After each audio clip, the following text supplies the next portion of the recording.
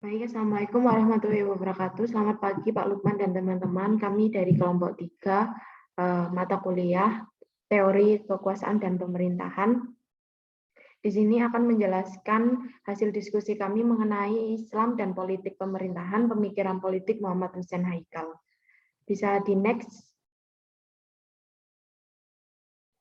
Nah, selanjutnya di sini saya, Dinda Karolin Aneka Putri, akan menjelaskan materi yang pertama, yaitu tentang konteks sosial yang melatar belakangi lahirnya pemikiran dari Muhammad Hussein Haikal. Yang pertama ada budaya wilayah di mana Muhammad Hussein Haikal tinggal, yakni ia membandingkan budaya yang ada di Mesir, tempat ia tinggal, dan budaya yang ada di Paris, tempat ia menempuh pendidikan. Pemerintahan yang absolut dan despotis telah menjadikan Mesir sebagai negara yang terbelakang. Kegiatan-kegiatannya berbau ilmiah juga sangat sulit berkembang. Dan yang paling parah lagi, di sana ruang gerak dari perempuan itu sangat dibatasi. Perempuan dilarang untuk keluar rumah kecuali bila ada kepentingan yang mendesak dengan persyaratan menggunakan pakaian yang serba tertutup.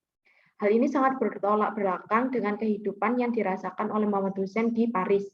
Di sana kebebasan dan kemerdekaan individu sangat dijunjung tinggi. Kegiatan-kegiatan ilmiah tidak dibatasi dan fungsi negara sebagai pelayan rakyat sangat jelas. Selanjutnya adanya pengaruh dari orang terdekatnya, yakni Lutfi Al-Said. Jasa Lutfi Al-Said yang pertama adalah merekomendasikan kepada Muhammad Hussein untuk mengambil jurusan ilmu hukum saat ia akan kuliah. Selanjutnya lewat lobby dari Al-Said ini, Muhammad Hussein akhirnya pertama kali terjun ke dunia praktis sebagai politikus melalui Partai Liberal, meskipun hanya sebagai pimpinan redaksi dari partai tersebut. Dan yang terakhir adalah kondisi intelektual Mesir atau pemikiran dari Al-Afghani. Jadi hadirnya Al-Afghani di Mesir telah membawa banyak perubahan dalam paradigma bagi ilmuwan Islam yang ada di Mesir. Liberalisme yang merupakan aliran barat mulai diperkenalkan olehnya. Nama Al-Afghani semakin terkenal dan mendapat banyak simpati ketika ia berani mengancam pemerintahan Inggris yang selalu ikut campur atau mengintervensi pemerintahan Mesir. Atas kritik tersebut, Al-Afghani akhirnya ditahan. Muhammad Hussein Haikal yang menghargai kebebasan berpikir juga menjadi salah satu orang yang juga tertarik terhadap paham liberalisme. Dengan mengenal liberalisme barat itulah, Muhammad Hussein akhirnya semakin senang untuk membandingkan antara peradaban barat dengan peradaban Islam. Namun ia tidak mau jika lebih dianggap sebagai salah satu pengikut aliran liberalisme, karena menurutnya budaya barat tidak lebih baik dari budaya dari Islam. Mungkin selanjutnya akan dijelaskan oleh teman saya. Baik, terima kasih. Selanjutnya, perkenalkan nama saya Alfiani Sini Prasasti. Di sini sebelumnya saya mohon maaf kepada Pak Lukman dan juga teman-teman karena terdapat sedikit revisi materi di bagian yang akan saya jelaskan. Nah, di sini saya akan menjelaskan mengenai pengaruh pemikiran teori Muhammad Hussein Haikal. Pada awalnya, Hussein Haikal ini adalah seorang politikus yang berpendidikan barat. Nah, Haikal ini adalah pembela mati-matian dari faham Syekh Ali Abdul Razik yang menghebohkan pada saat itu. Syekh Ali Abdul Razik ini juga mengatakan bahwa di dalam Islam tidak mengatur tentang pemerintahan dan masalah kenegaraan. Namun beberapa tahun kemudian, Muhammad Hussein Haikal ini menyesali perbuatannya dan berbalik menyerang pemikiran Syekh Ali Abdul Razik sewaktu membahas masalah pemerintahan dan Islam melalui karyanya yakni Daulat Islamiyah.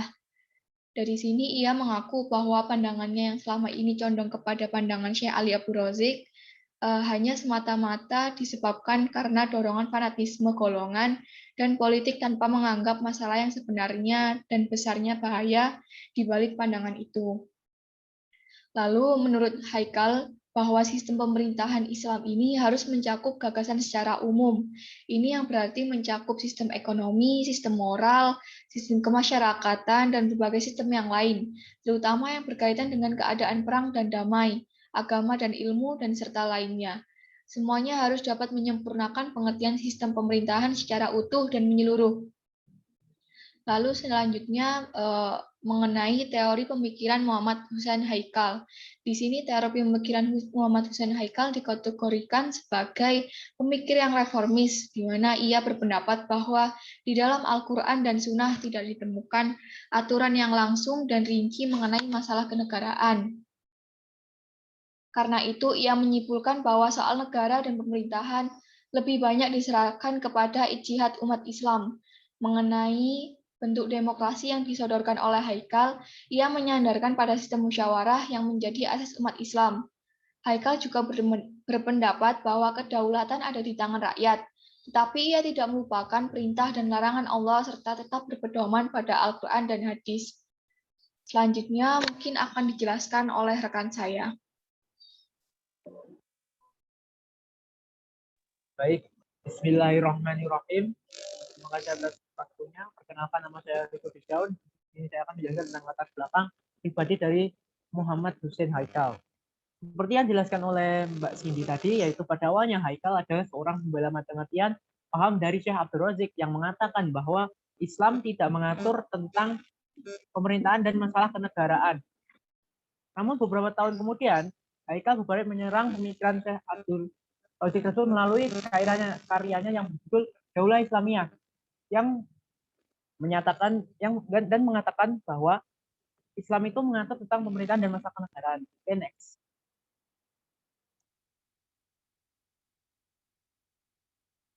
Selanjutnya adalah latar belakang pribadi. Muhammad Husain Haikal merupakan seseorang yang menghabiskan hidupnya untuk menulis berbagai topik, khususnya bidang politik dan biografi tokoh dunia. Beliau lahir di desa Kaperganam, distrik Sinbilawain, provinsi Dagahlia di dekat delta Nil Mesir pada tanggal 20 Agustus 1888. Masa kecil beliau dihabiskan dengan belajar tentang Al-Quran di madrasah, dan kemudian beliau berpindah ke Kairo untuk menempuh pendidikan sekolah dasar hingga sekolah menengah pada tahun 1905. Pada tahun 1909, beliau berhasil mendapatkan lisensi hukum dan melanjutkan pendidikannya di Universitas de Paris hingga memperoleh gelar doktoral di bidang ekonomi dan politik dengan gelar PhD pada tahun 1912. Setelah menyelesaikan studinya, beliau kembali ke kota kelahirannya, yaitu kota Mansurah, dan menjadi pengacara di sana hingga tahun 1922. Pasca Perang Dunia Pertama berakhir, banyak lahir partai politik yang berhaluan moderat. Salah satunya yaitu Partai Al-Ahrar Al-Dusturiyin yang berhaluan moderat. Atas rekomendasi dari sahabat beliau yaitu Lutfi Sayyid, Haikal Husain pun bergabung dengan partai tersebut dan dipercaya menjadi pemimpin redaksi surat kabar harian Al-Siyasah yang merupakan bagian dari partai tersebut.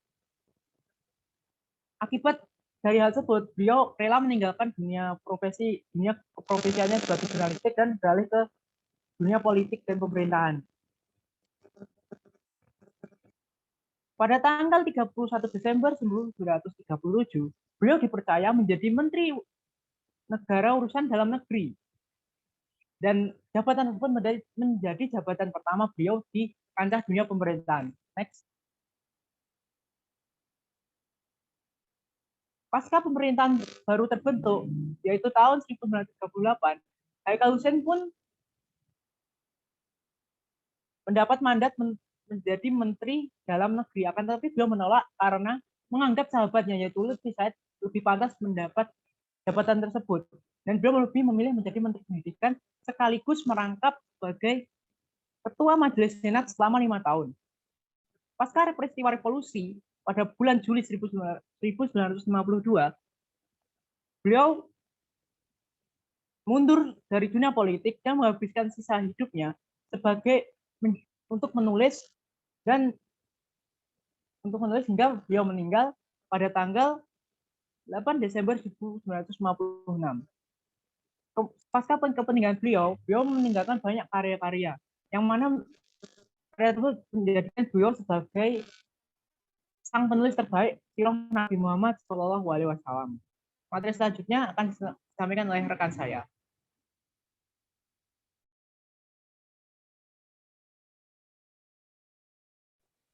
Perkenalkan, nama saya Rizky Wulandari. Di sini saya akan memaparkan terkait pertanyaan teoritis dari jurnal yang kami ambil. Nah, mulanya ini dilatar belakangi oleh munculnya kelompok pertama, yaitu kalangan Islamis. Nah, kalangan Islamis ini merupakan kelompok yang melihat hubungan antara agama dan negara sebagai sesuatu yang harus terintegrasi secara total.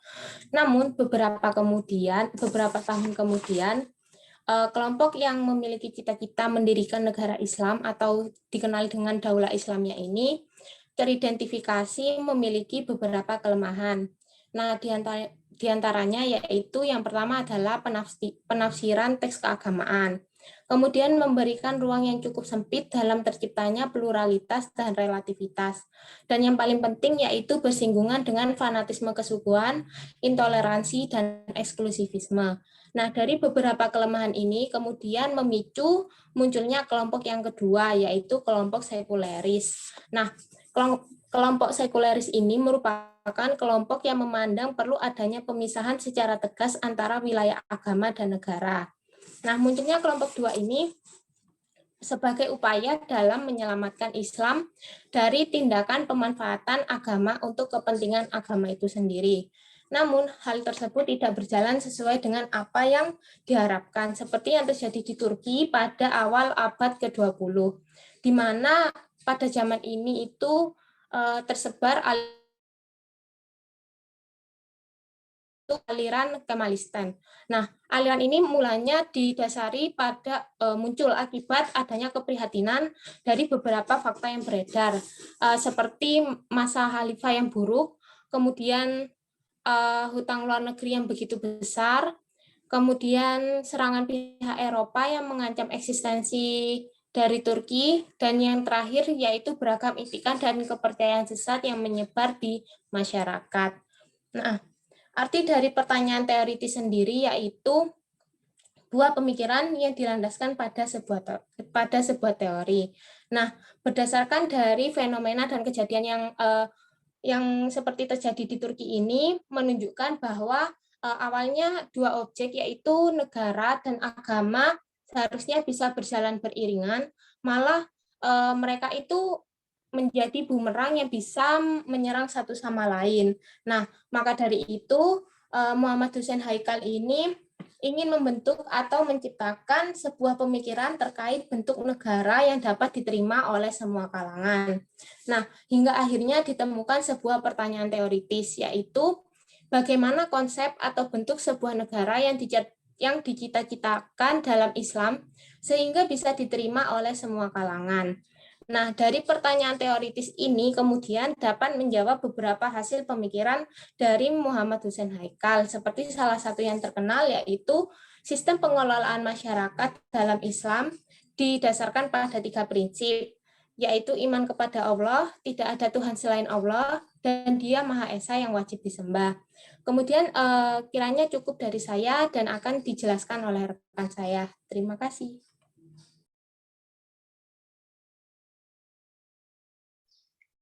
Terima kasih. Baik, perkenalkan nama saya Lale Cahya Salsabila. Di sini saya akan menjelaskan mengenai kata kunci yang terdapat dalam konsep utama dari pemikiran Muhammad Hussein Haikal.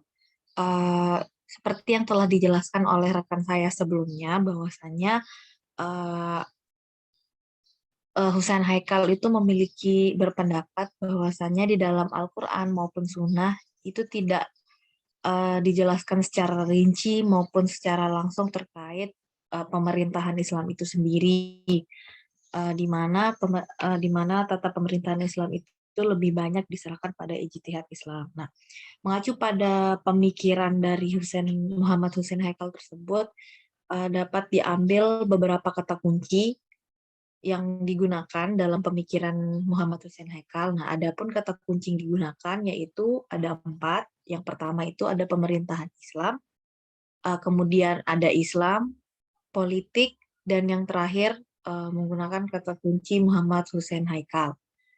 Mungkin itu saja yang dapat saya paparkan. Selanjutnya akan dilanjutkan lagi oleh rekan saya. Terima kasih.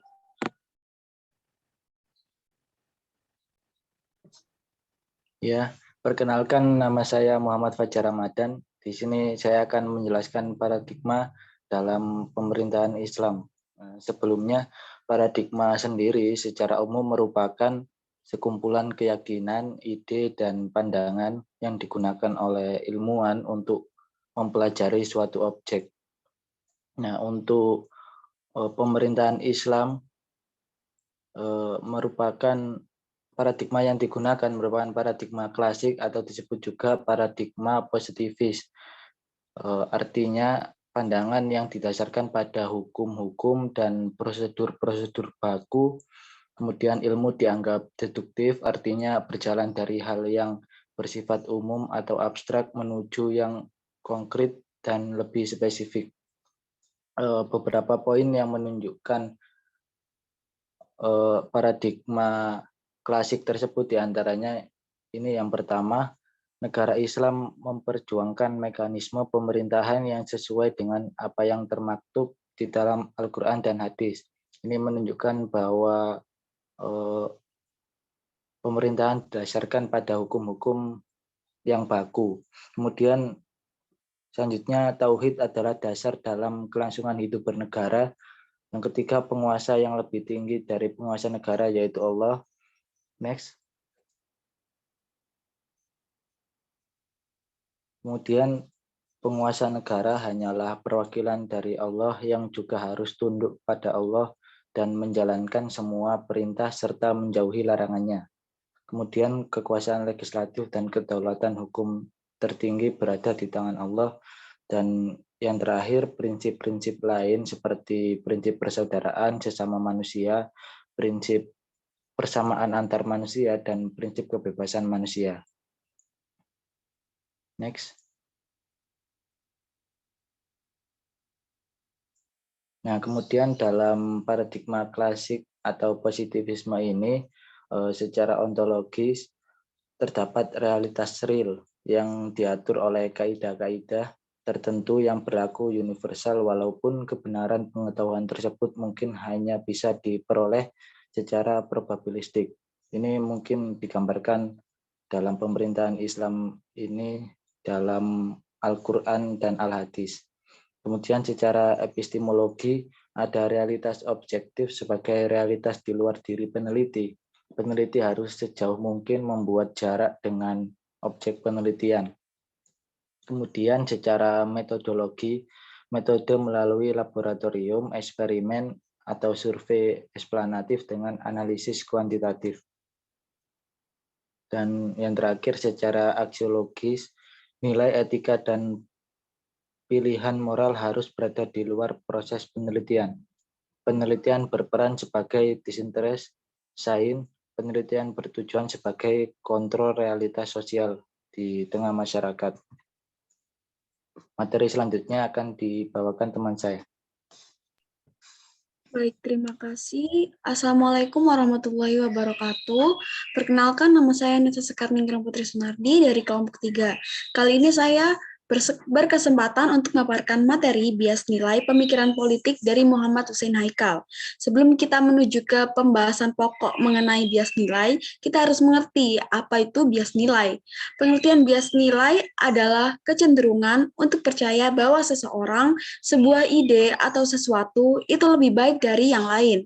Dalam konteks dunia Islam, muncul tripologi politik Islam dalam 3 tipologi sebagaimana yang disebutkan Ma'mun Murad Al-Brabesi.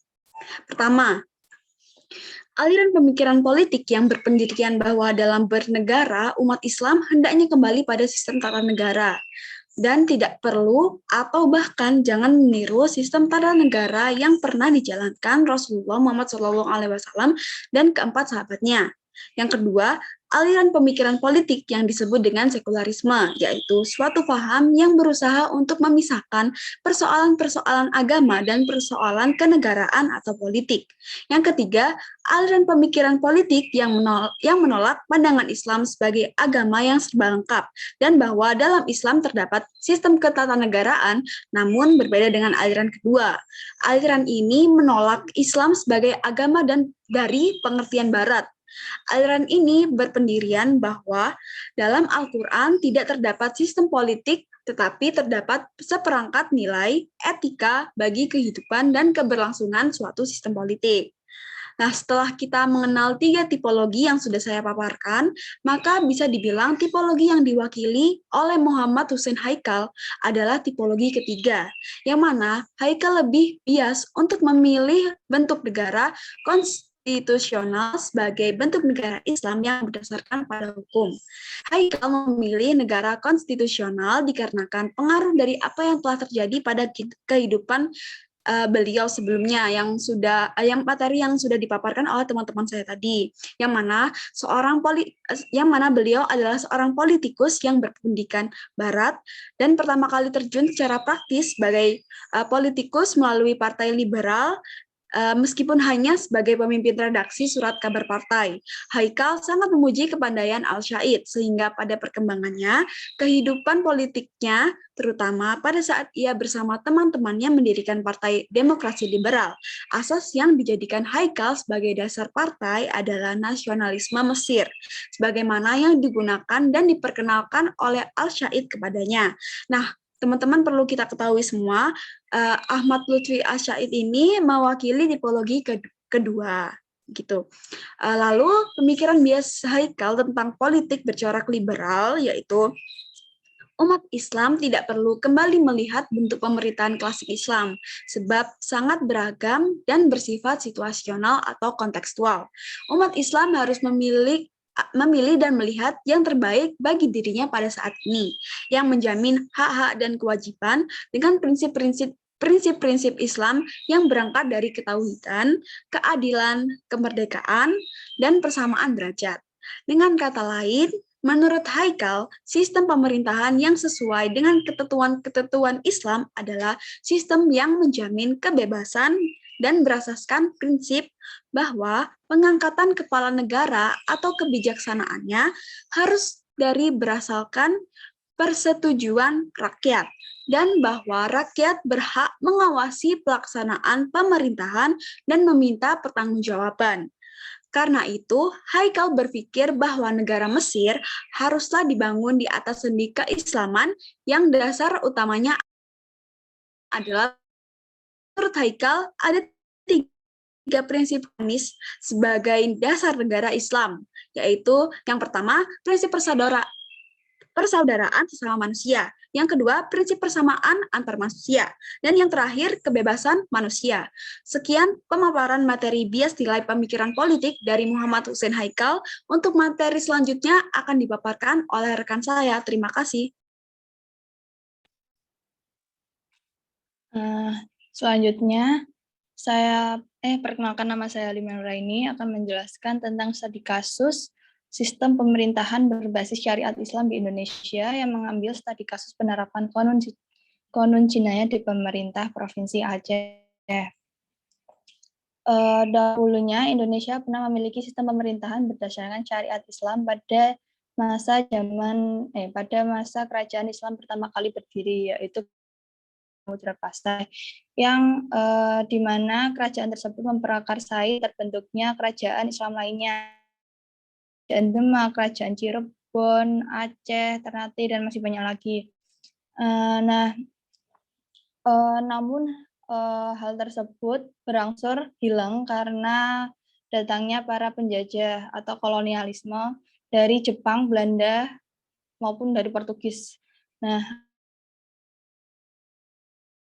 tersebut mampu tercipta kembali dan diterapkan di daerah Aceh.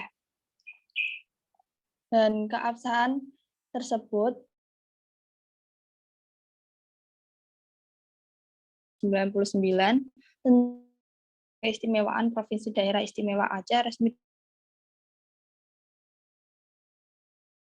tersebutlah yang punya konun, yang berarti aturan yang hanya berlaku di daerah Aceh. Bersamaan dengan hal tersebut, Aceh menggunakannya sebagai payung hukum tertulis secara khusus yang dapat dikuatkan kembali dengan diresmikannya Undang-Undang Nomor 11 Tahun 2006 mengenai pemerintahan Aceh.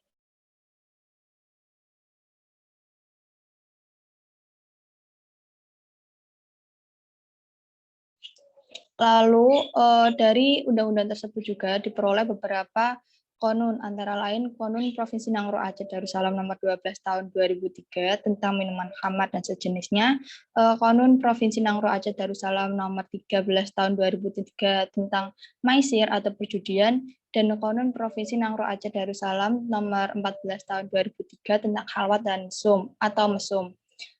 Lebih lanjutnya, Dewan Perwakilan Rakyat atau Dewan Perwakilan Rakyat Aceh atau DPRA mengesahkan